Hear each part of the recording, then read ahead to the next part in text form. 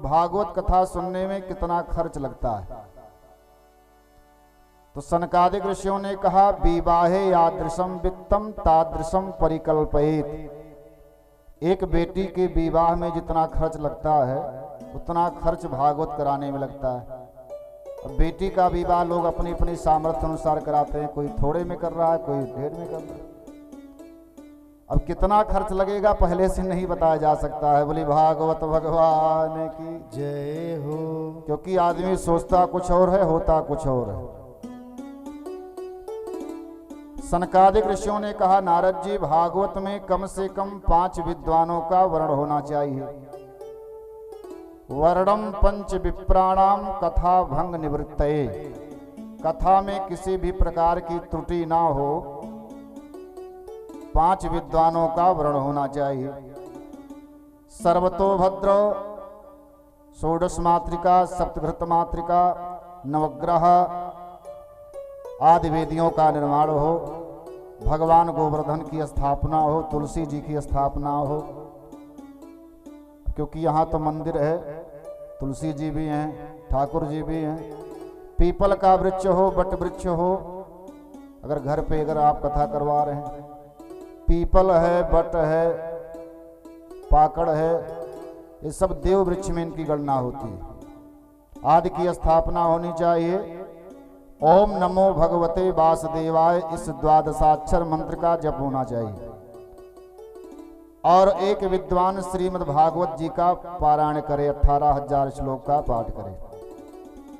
कथा में जो कमी रहती है वो पाठ से पूरी की जाती है।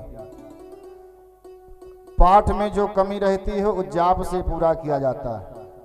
जाप और पाठ में, कथा में जो कमी रहती है उसकी सबकी पूर्ति भगवान के नाम के संकीर्तन से हो जाती है। बोली भक्तवत्सल भगवान की जय हो।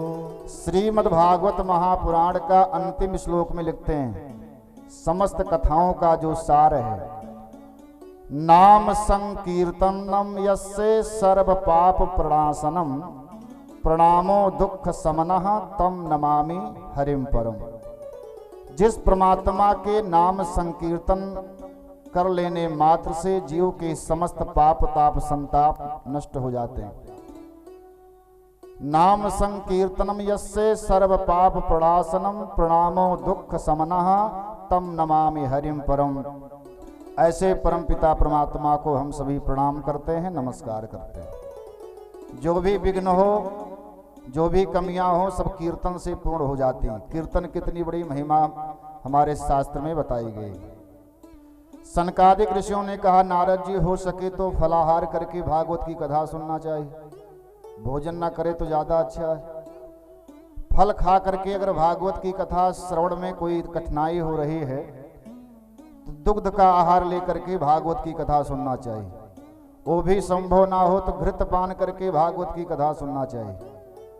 फलाहार से अगर संभव ना हो तो भोजनम तो वरम मन्ये कथा श्रवण कार्यक्रम, अल्पाहार लेकर के भी भागवत की कथा को सुना जा सकता है। लघ्वाहारा सुखावहा, लेकिन अल्पाहार, क्योंकि भोजन और भजन में 3 ही अक्षर है, केवल मात्रा का भेद है। भोजन में भा पर ओ की मात्रा, भो जा खाली ना खाली भोजन। भोजन में मात्रा है। अगर भोजन अधिक हो जाएगा तो जहाँ अन्न जो है स्वास्थ्य के लिए हितकर है, वही आप बीमारी का कारण हो जाएगा। भजन में कोई मात्रा नहीं है, भा खाली जा खाली ना खाली, अधिकस अधिकम फलम। भजन जितना ज्यादा से ज्यादा हो उतना अच्छा है। लेकिन हम आप क्या करते हैं, भोजन की मात्रा दिन प्रतिदिन बढ़ाते जाते हैं और भजन घटाते जाते हैं।